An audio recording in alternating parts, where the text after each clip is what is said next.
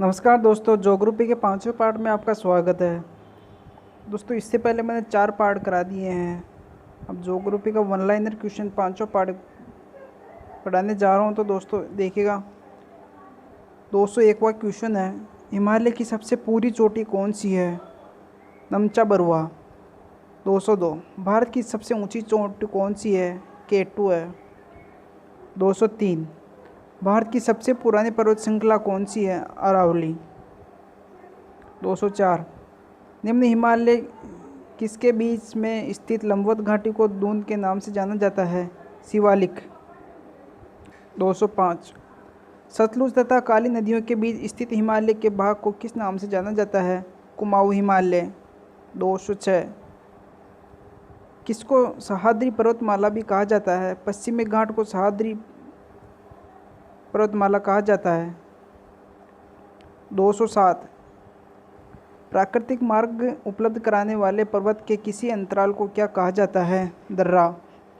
208, अनायमुडी शिखर कहाँ स्थित है? सह्याद्री में। 209, लोकटक झील जिस पर जल विद्युत परियोजना का निर्माण किया गया था किस राज्य में स्थित है? मणिपुर में। लोनार झील कहाँ स्थित है? महाराष्ट्र में। 211, नागा खासी और गारो पहाड़ियाँ कहाँ स्थित है? पूर्वांचल पर्वतमाला में।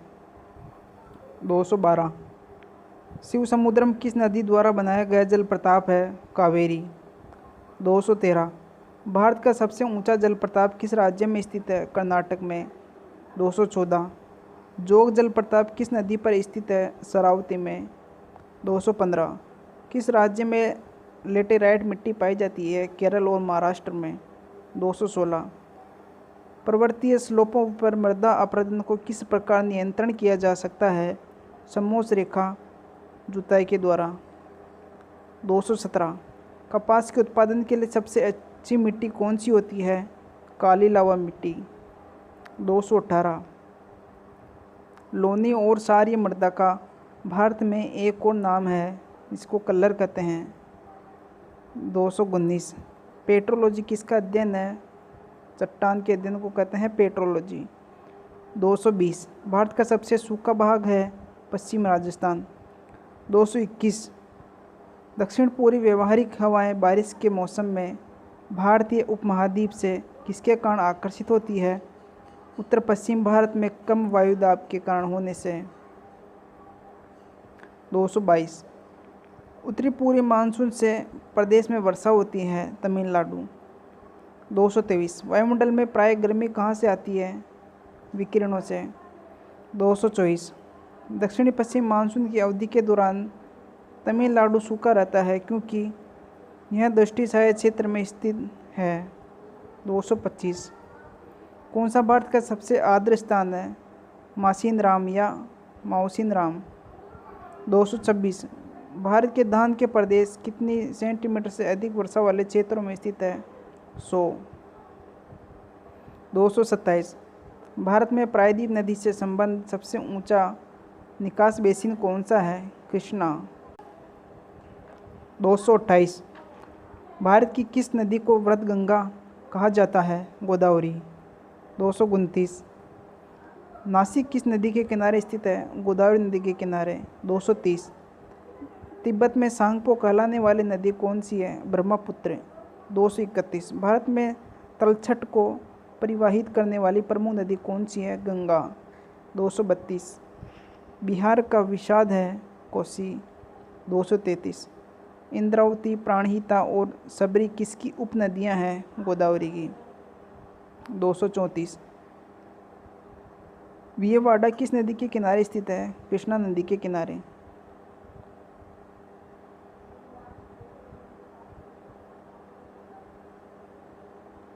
235, भारतीय मरुस्थल की एक महत्वपूर्ण नदी है? लूणी। 236, आकस्मिक बाढ़ का संबंध किससे है? सुनामी से, चक्रवाती तूफानों से, टोर्नेडो से, इन सभी से आकस्मिक बाढ़ का संबंध बढ़ता है।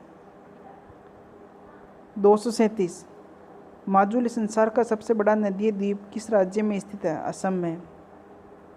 238, किस राज्य में राष्ट्रीय उद्यान वैली ऑफ फ्लावर्स स्थित है? उत्तराखंड में। 239। भारत का कुल कितना भौगोलिक क्षेत्र वन भूमि है? 20%। 240। क्षेत्रफल की दृष्टि से भारतीय राज्यों में से सबसे अधिक वन आच्छादन किस राज्य का है? मध्य प्रदेश। 241। भारत में सबसे बड़े क्षेत्र में फैले हुए वन कौन से हैं? उष्णकटिबंधीय पर्णपाती वन। 242। सुंदरबन के जंगल को क्या कहा जाता है? दोस्तों सुंदरबन के जंगल को मैंग्रोव कहा जाता है। 243। भरतपुर पक्षी अभयारण्य किस राज्य में है? राजस्थान में। 244। नामदफा नेशनल पार्क है अरुणाचल प्रदेश में। 245। भारत में से वह बायो रिजर्व कौन सा है जो सींगों के लिए एक प्राकृतिक पर्यायवास है? गिर बायो रिजर्व। 246। मैंग्रोव वनों पर वैश्विक तापन का क्या प्रभाव होगा? मैंग्रोव के विशाल क्षेत्र जलमग्न हो जाएंगे। 247। मानस पशु विहार किस राज्य में स्थित है? असम में। 248।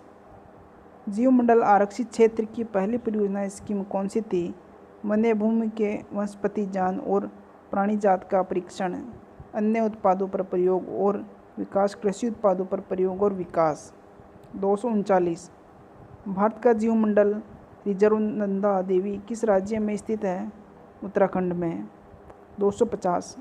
काजीरंगा नेशनल पार्क प्रसिद्ध है गैंडे के लिए। ठीक है दोस्तों, आज का सेशन यही समाप्त होता है। एक बार स्कोर रिवाइज कर लीजिएगा दोस्तों।